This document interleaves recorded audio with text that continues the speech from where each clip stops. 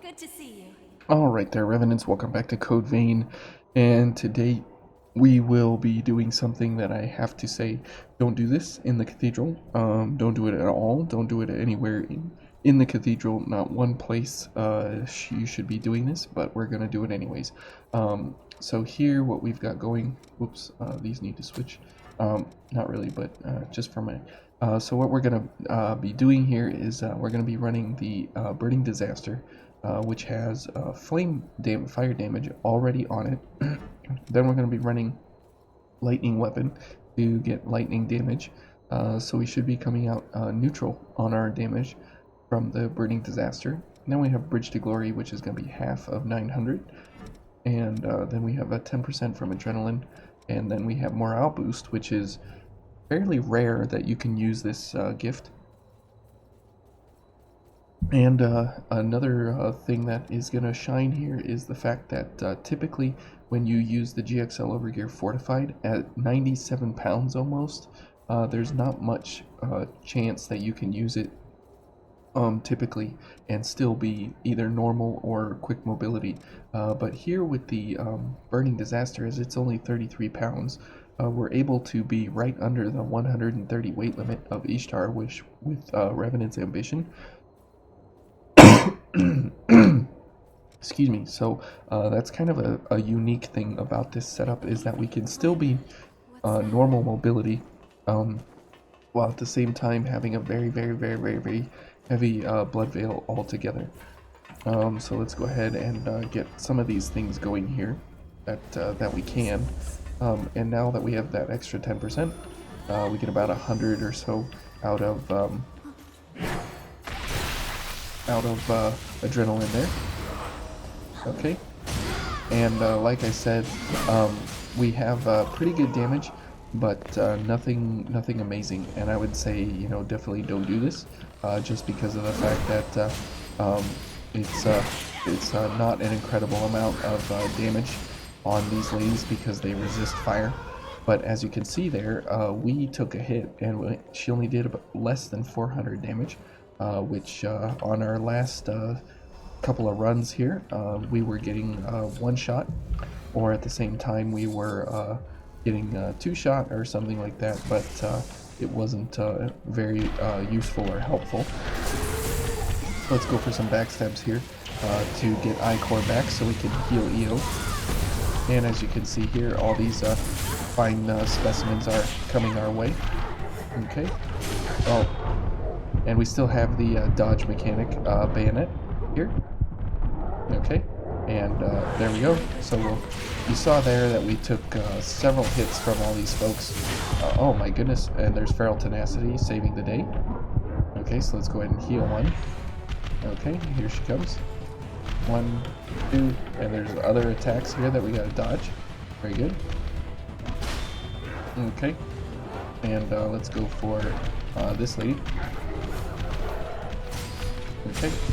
Oh, and we got damaged in iframes there somehow. Okay. And let's go for a launch. Get rid of that shield. Thank you, EO, for healing us up there. And let's go for some slashes here. There we go. Okay, let's go for Feral Tenacity again, since that saved the day once. I wouldn't imagine that it won't save the day again. Ouch. And as you can see there, the ladies just are a little overwhelming for us. So being able to take the hits here is definitely gonna be super useful here. Let's help EO out. Ouch. And you can see there again, we just tank the hit once again, and we're no worse for wear. We do have a little bit of issue here that we need to get some ability here going, but it's nothing too horrible. EO looks like she's doing fairly well over there. Okay, now we're focused again, so we can go for another launch. Good job there, EO. Good. And somebody's coming in here, so we can go for a launch and pick them up. Now, because we do have a Hound's Veil, which is what you want to be doing, we have a good chance here to survive. Okay. And again, the Burning Disaster is not by any means the ideal weapon. Ouch, ouch. Okay, so Feral Tenacity. Oh, and EO's inhibited, of course. So Feral Tenacity helped us save ourselves there, but because of the double stacking of the staggered attacks there, we just, there's nothing you can do about that. You get hit by the first one, you're staggered, and then the second one puts you down. Even though we have an incredible balance here of 165, it still doesn't matter, because the RNG of how their attacks come out, which is what makes Code Vein and the invasions the worst thing in the game by a long shot. There we go. Good.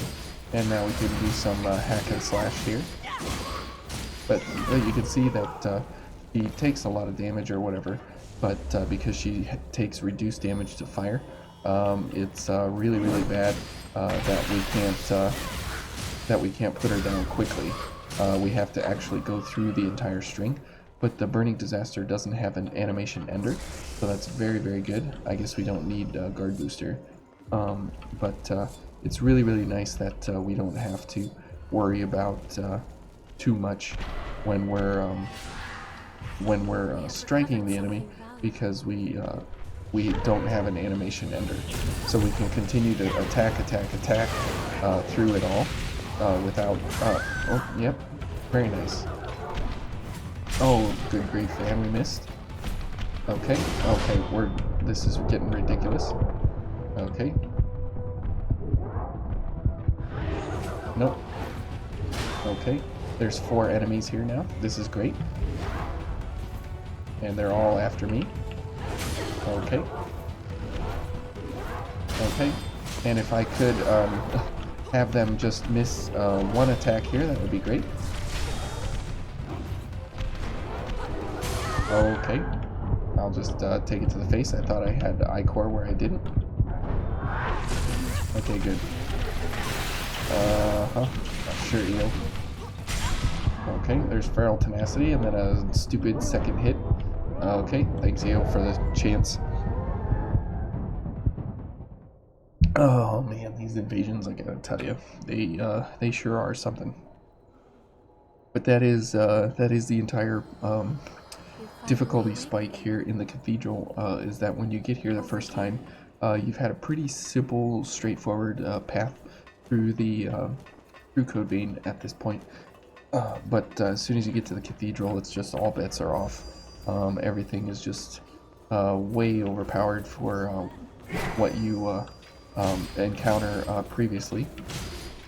And they give you these horrible enemies that are very hard to get backstabs on.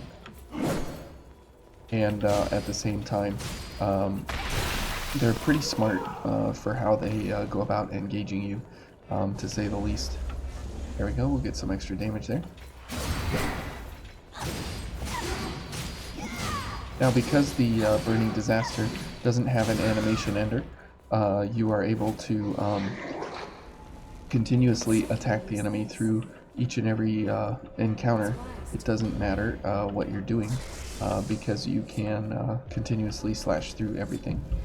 Okay. Here we go with this dumb invasion again. Alright, and let's go for a backstab here and get some of that I-Core, and then we can go for some attacks there. Good, we got hit. That's nice. Okay. There we go. Nice, we got hit again. We'll send somebody up in the air there. Of course, it wouldn't be Code Vein without the timing being exactly perfect there.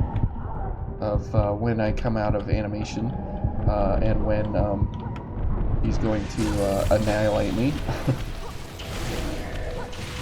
Oh my goodness. See, they're just ridiculous in how they set themselves up.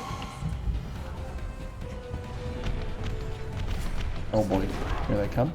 Oh, of course. Yay. Oh my goodness, this one's coming after me. Here you go, Eo. Okay. Oh, of course. Swinging through the walls. How nice.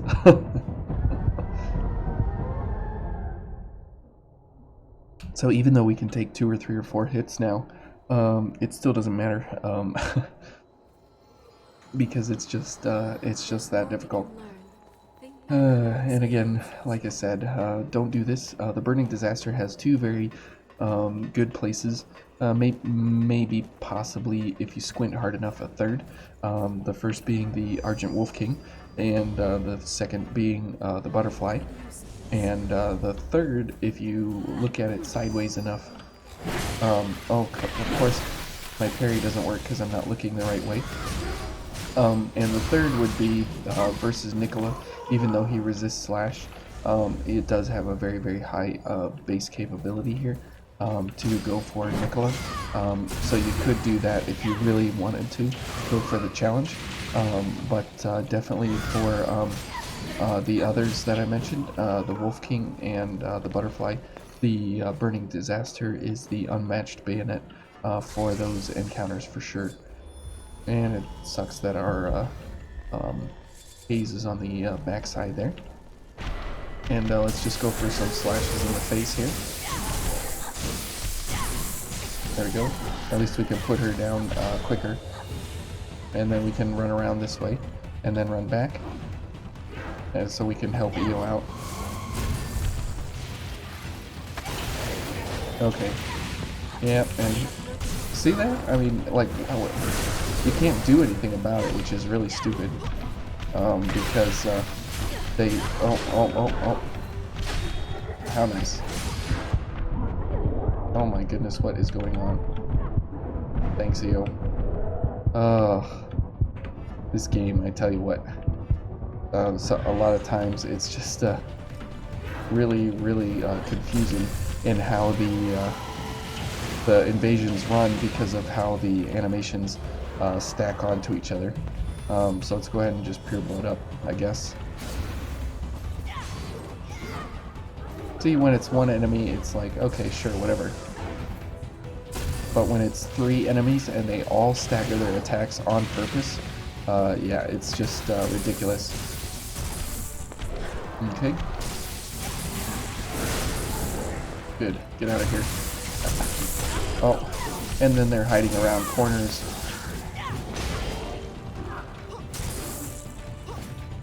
Okay. What is this lady doing? Okay, we need some stamina here. Oh, of course. See what I mean? Like, why... what was this lady doing? It's not even that it was hard, or that the game is difficult, it's just it is really cheap. So this lady will stand here, wait till I come out of animation cancel, and then she'll go for an attack. And just the way the game operates, which is why people say that it's either a hard game or it's an easy game. Oh, come on. Eo's dead. Back, Eo. There we go. Okay. Good. At least I got a little bit of ability there. Oh, come on. Get out of here. You stupid monkey. Yeah, go away, monkey. Oh, come on.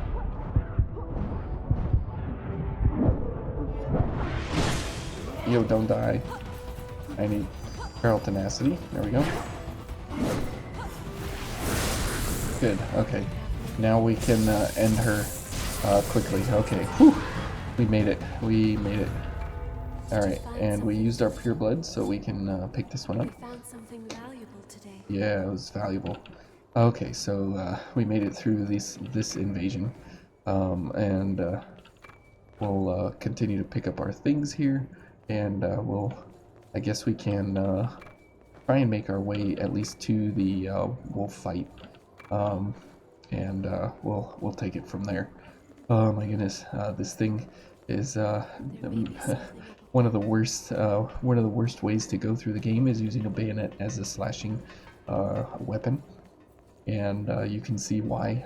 It's just everything has really short range, everything has very limited damage, and if you unless you're doing like a very unique special boss fight where the bayonet can be buffed out of its mind, there's really not a whole lot of great setups here that you can go for. And there's Feral Tenacity again, saving the day. Oh man, I can't tell you how many times we're going to go through here where Feral Tenacity is going to be the thing that saves us. Even though we can take a lot of hits now because of the GXL overgear, it still doesn't take away the difficulty spike of the Cathedral. I see something there. Alright, but I do like the Cathedral. It's just when I'm not built properly for it, and I'm doing some weird, goofy thing like using the Burning Disaster. Yeah, it just is not a very fun time at all. Thanks, EO, that was a good stagger. Oh, nice. And see there, I can't even hit the guy, or hit the girl from very far away at all. Let's go for a launch since we're focused. And that is really where bayonets flounder and falter extremely bad, is just in the fact that you can't do very long distance kind of attacks as a one-handed weapon, since that's kind of what been the baseline, what we've been comparing everything to. As a one-handed weapon, you can kind of reach out and touch the enemy in front of you, but that attack right there is basically directly in front of me. There's no distance on that I can pull that will actually get an enemy at distance. And our roll attack, I mean, that is extremely close. There's nothing for it, and that is where the issue comes from with bayonets being used as attacking slashing weapons, is that when you die to Oliver twice in the very first section of the game, because of the weapon you chose, you know you're gonna be in for a rough fight, to say the least, as you slog your way through the rest of the game. And that's why we're getting so many opportunities to choose different bayonets, because we have the option here to choose many different bayonets, while at the same time, because we're getting a lot of extra time here to do runbacks and such, and we're not able to bully our way through at all, just because of the fact that being in this kind of setup here is very bad, and not recommended. Most of these builds are not recommended through here, as we continue our way through the Cathedral. And as we've gone three episodes now for the Cathedral, where with other episodes and such in the past we've been through here in 20-25 minutes, and now we're not able to make it through even in an hour. And that is the problem with bayonets as a striking weapon, is that it just isn't in the best interest to keep up this kind of a weapon or attack pattern at all, because it just isn't recommended. Okay, we missed each other. I'm doing a Twitch dance there, it looked like. Okay, and we can go ahead and slash our way through her. She missed us again, I think, and somehow we were able to keep up the attack animation. So that's where morale boost can come in tandem here with the Burning Disasters, because it doesn't have an animation cancel or an animation ender. Oops, getting turned around here, and so you're able to get an extra 50 stamina, which in a weapon attack takes 20 stamina, so it gets us an extra 3 attacks, which is great to be able to have extra attacks on your strings there. So three extra attacks on our blood code here will equate to 315, so we can get let's see, divided by 20, we can get 15, 16 weapon attacks without regenerating stamina in between. So that's really, really good that we have that amount of attacks that we can do before we need to recover any kind of stamina. So, because sometimes you get into a fight and 12 or 13 attacks just isn't enough, but 16 might just do it for you. Good, we got another parry. Now, these folks are fairly easy to get parries on for those amazing drop-in teleports that they have, because they're very, very long teleporting, and they telegraph that they're going to do it very, very long in advance. So you're able to, if you're able to do it, I highly recommend going for the parry, just because of the fact that it will help you speed up your setups and your restands on the enemy there. Alright, so as we finally get to the key, the wolf fight will probably be an episode entirely on its own. So we'll at least get there, and then we'll face her, unless we go for Jack, and that will be at least a good chance that we could get through her, because she does have 2 stages and all the nonsensical elemental stuff floating around everywhere all the time. So that's a real issue for us. So we'll see what we can do. Now, she does do all 4 element types: blood, ice, fire, and lightning. So you can't just outright build one certain element or something, because she'll get you on another element. And you can't build for one specific blood veil, because if you are strong in like ice and lightning, she may get you on the fire or the blood. So that's a real problem there, to say the least. So if you build elemental resistance, you kind of have to do it in a very strange kind of a way, because you have to get real creative with what kind of elemental buffs you come at her with. Okay, so as we've made it here, we will go ahead and pick up the wolf fight in the next episode, just because I have a feeling that it's not going to go anywhere good. So, anyways, we finally got to the end of the cathedral, and I guess it'll be 4 episodes before we get to the final end. So thank you all for watching, and we'll see you there.